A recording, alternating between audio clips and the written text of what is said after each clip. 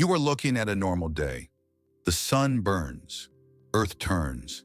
8 minutes away by light, 93 million miles by distance.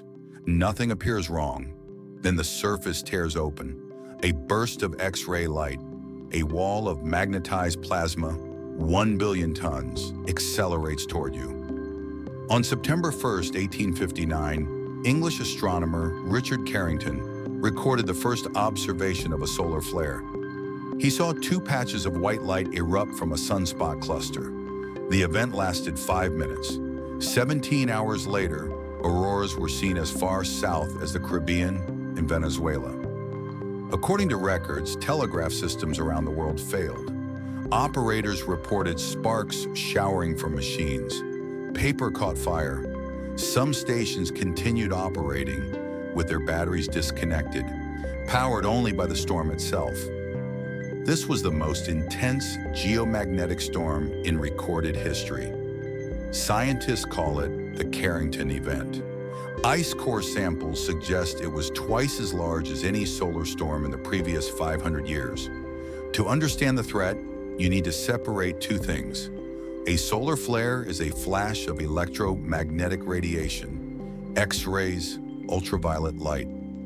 It arrives at Earth in 8 minutes. You cannot outrun it. A coronal mass ejection is different.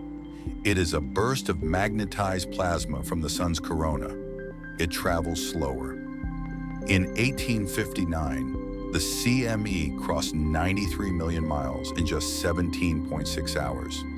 That is fast, unusually fast.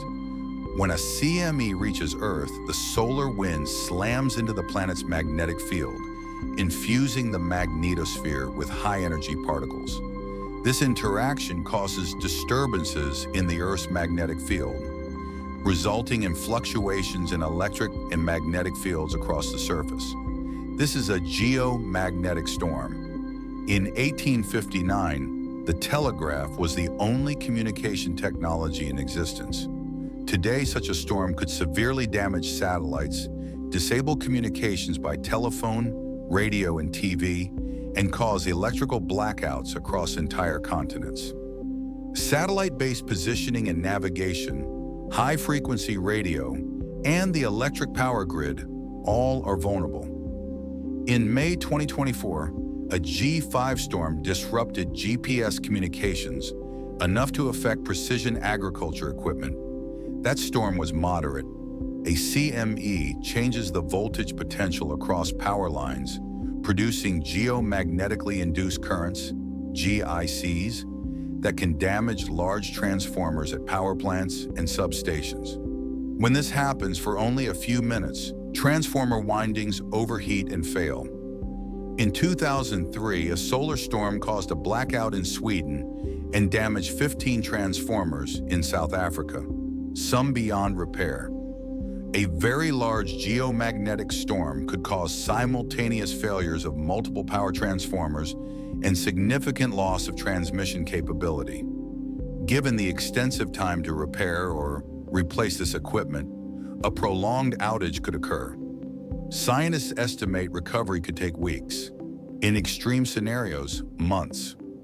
Here's the timeline. At T0, a flare erupts. Within 8 minutes, radiation reaches Earth, affecting high-frequency radio and some satellite systems. Satellites in orbit can be damaged by induced currents burning out their circuit boards. Then you wait.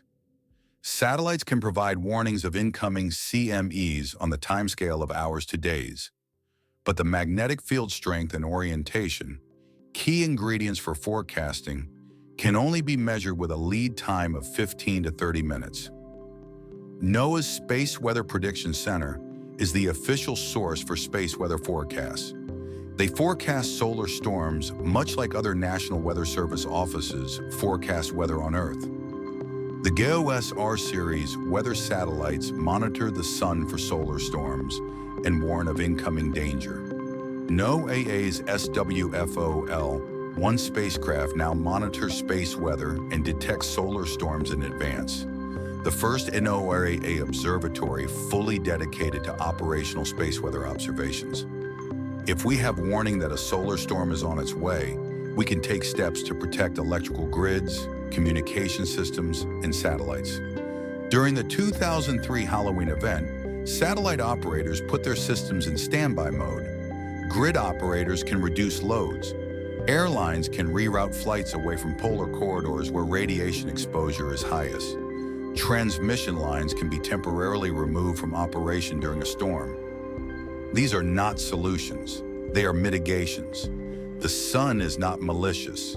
It does not aim. It simply burns, and occasionally it exhales.